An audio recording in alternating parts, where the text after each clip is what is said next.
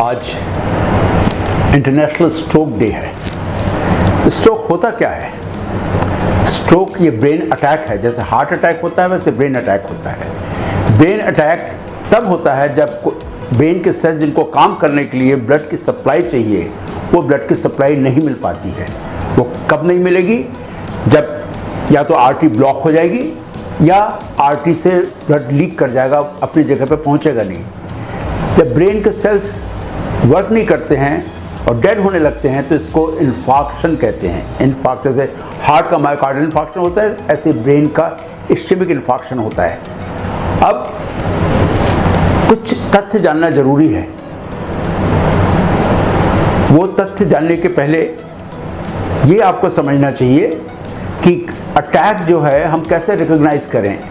ऐसा कहा जाता है टाइम इज ब्रेन, क्योंकि अगर हम 1 मिनट के अंदर स्ट्रोक को चलने देंगे, जैसे 1 मिनट भर हो जाएगा तो कई लाख सेल्स का डेथ हो जाती है।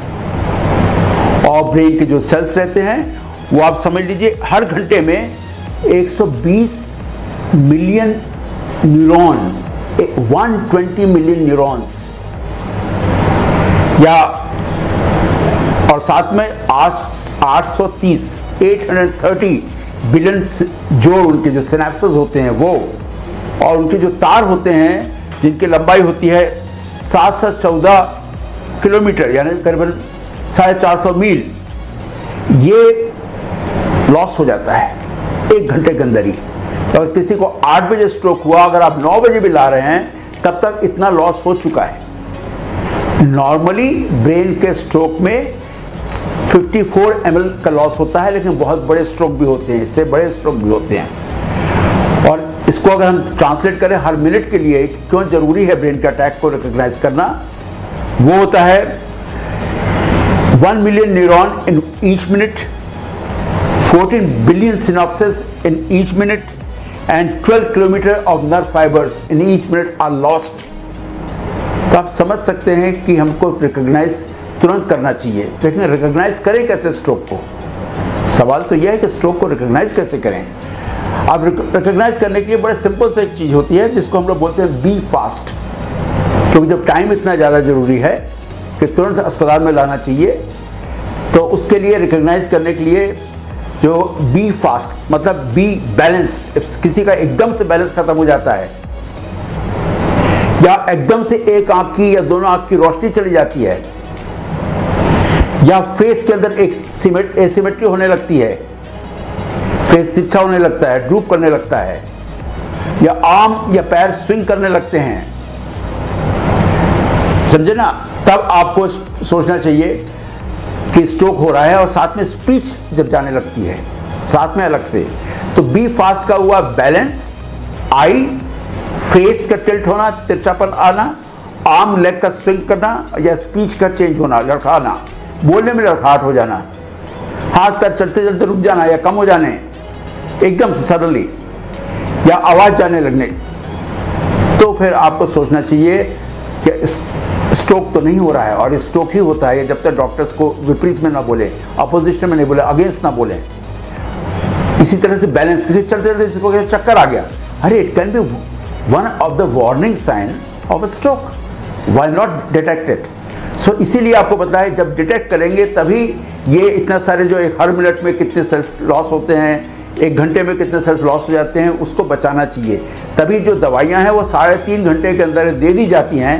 तो अगर कोई आर्टरी ब्लॉक हो रही किसी क्लॉट से तो पिघल जाती है और ब्लड सप्लाई फिर से शुरू हो जाता है, और आदमी के हाथ पैर चलने लगते हैं, स्पीच शुरू हो जाती है। वो तुरंत हो या कुछ दिनों के अंदर फिर हो जाए दवाई के बाद। तो इसको कहते हैं थ्रोम्बोलिसिस। दुनिया का सबसे अच्छा ट्रीटमेंट यही है, थ्रोम्बोलिसिस। लेकिन अगर कई और तरह के पेचीदा चीज़ें होती हैं, उन पेचीदा चीज़ों जो स्ट्रोक के होते हैं उसमें कुछ दवाइयाँ, कभी स्टंट लगाना, कभी आर्टरी को खोलना, कभी बैलून लगा के एंजियोप्लास्टी करना ब्रेन के अंदर की सेल्स की, खासकर नेक के अंदर की जो सेल्स आर्टरी होती है उससे ब्लॉक हो। तो आर्टरी नेक में ब्लॉक हो सकती है, अंदर खून की नलियों में ब्लॉक हो सकती है, छोटी छोटी नलियों के अंदर सूजन आ जाते हैं तो भी ब्लॉक हो सकती है, या ये सब ठीक रहें लेकिन हार्ट के अंदर से कोई क्लॉट आता हो ब्रेन में जाके जा सकता है। शरीर में कहीं पे भी क्लॉट बन रहा हो, अगर आर्टरी में मतलब सप्लायर लाइन में आ जाता है तो ब्रेन में जाके फंस सकता है। इस तरह से स्ट्रोक पैदा होता है। इन स्ट्रोक को डिटेक्ट करके हम ठीक कर सकते हैं और आगे इनके कुछ रिस्क फैक्टर्स होते हैं, उनसे दोबारा ना हो। एक बार हो गया तो कैसे करना है, लेकिन दोबारा होता है ये, तो दोबारा रोकने के लिए क्या किया जाए।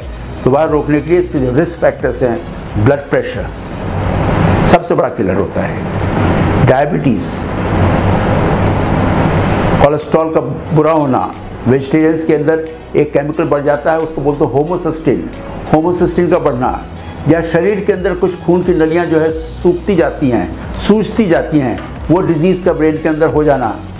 ये सब चीज़ें बतलाता है कि आपके अंदर स्ट्रोक होने के चांसेस हैं। हार्ट की रिदम चेंज होती रहती है तो भी क्लॉट बन के ब्रेन के अंदर जा सकता है। इसी तरीके से ये जो फैक्टर्स जो मैंने बताए हैं, अधिकतर ये लाइफ स्टाइल से हैं। लाइफ स्टाइल अगर आप ठीक रहेंगे, बैठने वाले कम रहेंगे, चलते फिरते रहेंगे, खाने में नियमितता लगाएंगे, ज़्यादा तली हुई चीज़ें, बाहर की चीज़ें नहीं खाएंगे, तो आप देखेंगे कि आपके अंदर क्लॉटिंग होने के चांसेस कम रहेंगे। इससे डायबिटीज़ भी कम रहेगी। बैठे बैठे ना एक्सरसाइज नहीं करना, चलना फिरना नहीं, तो शुगर भी हो जाती है, ब्लड प्रेशर भी वर्स्ट हो जाता है। तो ये सब चीज़ें क्लॉटिंग को कर सकती हैं। लेकिन जब एक बार क्लॉटिंग हो गए तो कई बार इस तरह का होने के पहले ये थोड़ी देर के लिए होता है, तो उसको TIA बोलते हैं। कहते हैं यार ऐसा तो हुआ था, थोड़ी देर के लिए हुआ, फिर 2 मिनट के लिए, 2 घंटे के लिए हुआ, ठीक हो गया। ये वार्निंग दी है कि आपके दरवाजे पे बीमारी नॉक कर रही है कि भाई हम अंदर आना चाहते हैं, आपके शरीर को डिस्टर्ब करना चाहते हैं। उस समय आप पिकअप कर लीजिए, डॉक्टर से अपने सलाह लीजिए, न्यूरोलॉजिस्ट के पास जाइए और तुरंत ठीक करिए। एक तो जब अटैक होता है तो किस तरह से डिटेक्ट करना है उनको बी फास्ट से, और जब अगर अटैक हो गया तो कैसे तुरंत उसको लेके आना अस्पताल में, जहाँ पे CT स्कैन या MRI या एंजियोग्राफी करके हम लोग डिसाइड करते हैं जैसा केस हो। Thrombolysis it is an acute emergency with the time is brain. अगर हम देरी करते हैं तो ब्रेन के साथ नाइंसाफ़ी करते हैं, नुकसान करते हैं, उसको रिकवरी होने वाली चीज़ें वापस नहीं आ पाती हैं। इसी तरह हेमरेज के लिए भी करना पड़ता है। हेमरेज के लिए कुछ और फैक्टर्स रहते हैं, उसमें अपने को चाहिए कि आर्टरी लीक हो रही तो उसको कैसे बंद किया जाए, तो ब्लड प्रेशर का कैसे कंट्रोल का एक तरीका होता है, स्पेशल तरीका। इसमें सर्जरी कम होती है, सर्जरी नहीं होती है, लेकिन एनविजिबल अगर हेमरेज होगा तब तो सर्जरी की बात होती है, फिर और इंटरवेंशन होते हैं दवाई के अंदर। और हमारे अस्पताल में ये सब चीज़ें उपलब्ध हैं। स्टेट ऑफ आर्ट जो होता है ब्रेन में स्ट्रोक को डिटेक्ट करने का, ट्रीट करने का, not only gadgetry but man behind the machines are also available here. We are at the top line, anywhere compatible with the world as far as the stroke detection and treatment is concerned. So be fast, recognize your symptoms, don't overlook them, because it may come to you next time with a very devastating results. So this is as good as a heart attack or as bad as a heart attack. So this is known as brain attack. So these are and today's stroke, International Stroke Day, I think it is worthwhile recalling what best we can do to our own body to be all right. Thank you.